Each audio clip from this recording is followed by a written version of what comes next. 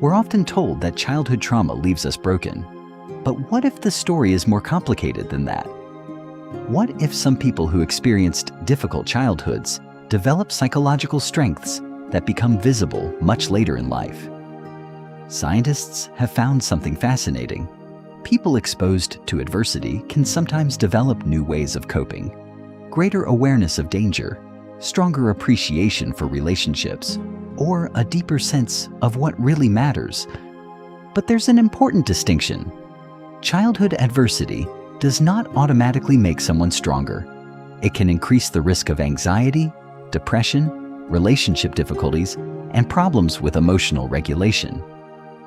So this isn't a story about trauma being good for you. It's a story about the human brain's extraordinary ability to adapt. Because when a child grows up in an unpredictable environment, the brain doesn't simply sit there and wait for life to become easier. It learns, it watches, it adjusts. And sometimes, those adaptations can remain long after the original danger is gone. To understand why, we first need to understand something about the developing brain. Childhood is a period of extraordinary learning. The brain is constantly asking questions, even without conscious awareness. Is the world safe? Can I trust people? What happens when I make a mistake? What should I do when someone becomes angry? Who will protect me? For a child growing up in a stable environment, many of these questions receive relatively predictable answers. But when childhood is marked by chronic conflict, neglect, instability, abuse, or other forms of serious adversity, the answers can become much less predictable. And the brain adapts to that uncertainty. This is one reason researchers talk about developmental adaptation. The brain doesn't develop in isolation from the environment, it develops in response to it. If a child repeatedly experiences unpredictable situations, being highly alert to changes in other people's behavior may become useful. They may learn to notice facial expressions, changes in tone, footsteps, silence, or tension in a room. Later in life, this can sometimes look like exceptional awareness of other people's emotions. They might walk into a room and immediately sense that something feels different. They notice when someone is uncomfortable before anyone says anything. They may become very sensitive to changes in relationships. From the outside, this can look like emotional intelligence. But there's an important catch. The same adaptation that helped a child detect danger can become exhausting when danger is no longer present. This is where the science becomes much more interesting. A brain that learned to constantly scan its environment may continue doing so even in a safe environment. Researchers use terms such as hypervigilance to describe heightened monitoring for potential threats. In a genuinely dangerous environment, vigilance can be protective. But when the environment becomes safe, the same system can become overactive. You may notice everything: a change in someone's voice, a delayed text message, a slight expression on someone's face, and your brain may immediately start asking, did I do something wrong? Are they angry? Is something about to happen? So what looks like intuition isn't always intuition.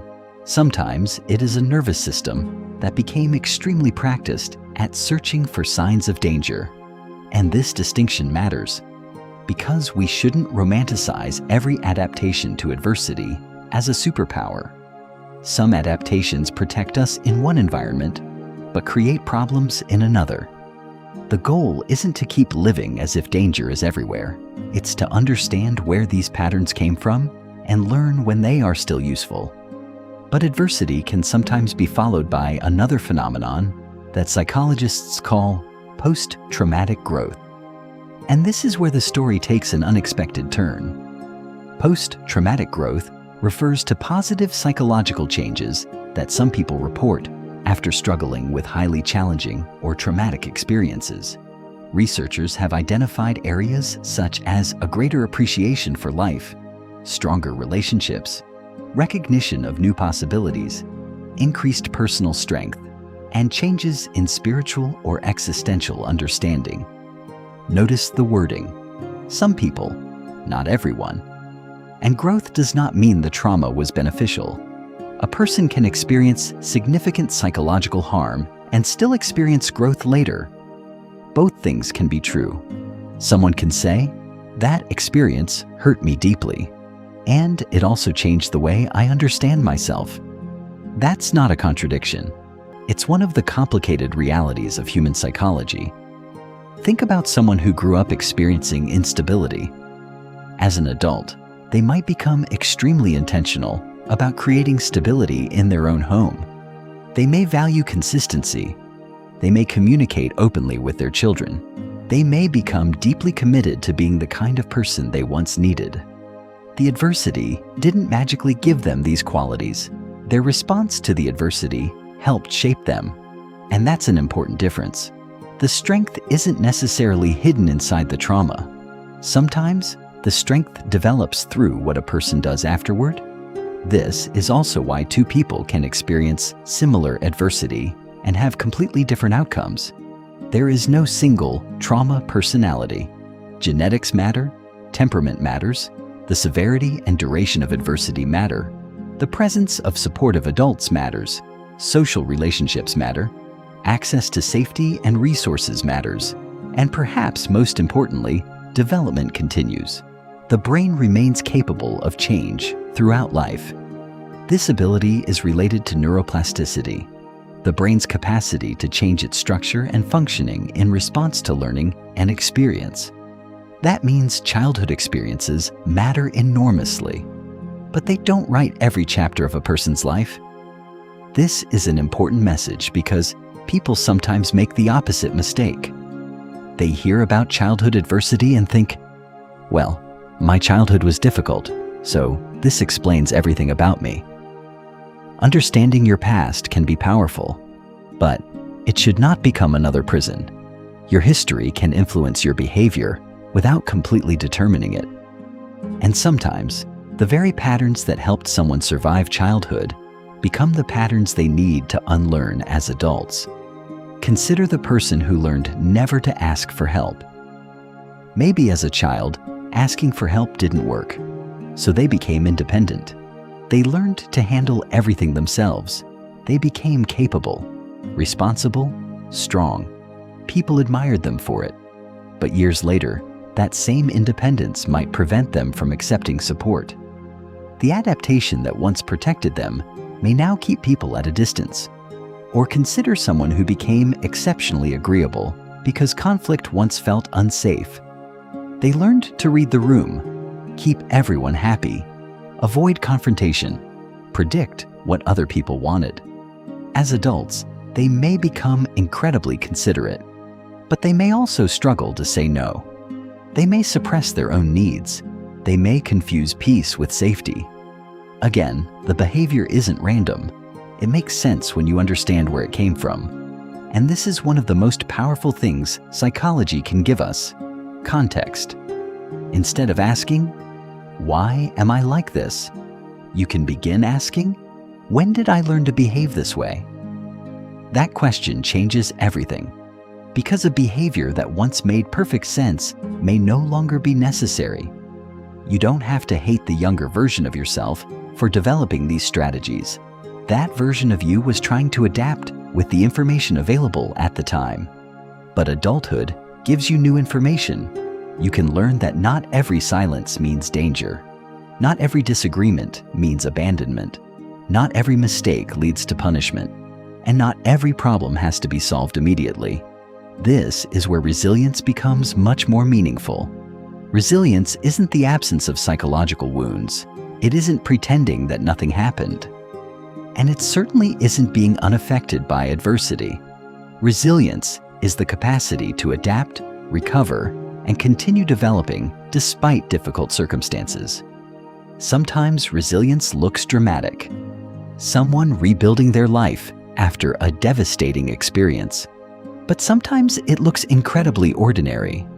Learning to trust someone, setting a boundary, asking for help, regulating an emotion instead of reacting automatically, creating a peaceful home, breaking a family pattern, choosing a healthier relationship. These may look like small decisions, Psychologically, they can represent something much bigger. They can represent a person realizing, I don't have to keep repeating the environment that shaped me. And perhaps that's the most important correction to the way we talk about childhood adversity. We shouldn't tell survivors that their trauma made them stronger. We shouldn't tell them that suffering was necessary. And we shouldn't turn pain into a motivational story that ignores the damage it caused. Instead, we can recognize something more accurate. The human mind is remarkably adaptive. Sometimes it adapts in ways that create problems. Sometimes those adaptations later become useful strengths. And sometimes people need support to replace old survival strategies with healthier ones. There is no shame in that. In fact, needing support is part of being human. So if you experienced a difficult childhood and recognize yourself in this video, remember this. Your past may help explain some of your reactions, but it doesn't have to dictate every reaction you have in the future. The child who learned to survive uncertainty did something remarkable. They adapted. Now the adult version of that person gets to ask a new question. Do I still need to live this way? Maybe you don't. Maybe you can learn to rest without feeling guilty. Trust without constantly searching for danger. Love without expecting abandonment. Ask for help without feeling weak. And build a life based not only on what you survived, but on what you choose now. Because resilience isn't about proving that your past didn't hurt you. It's about discovering that your past doesn't have to control everything that comes next. And that's perhaps the most hopeful thing about the human brain. It learns from experience, but it can also learn something new. If you found this video meaningful, let us know in the comments what part of the psychology surprised you most. And if you enjoyed exploring the science behind human behavior, don't forget to like this video and subscribe to Mind Groom. Here, we're trying to discover the science behind human behavior, one thought, one habit, and one psychological pattern at a time. Until next time, stay curious, and remember, understanding where your patterns came from is not the end of your story. Sometimes it's where change begins.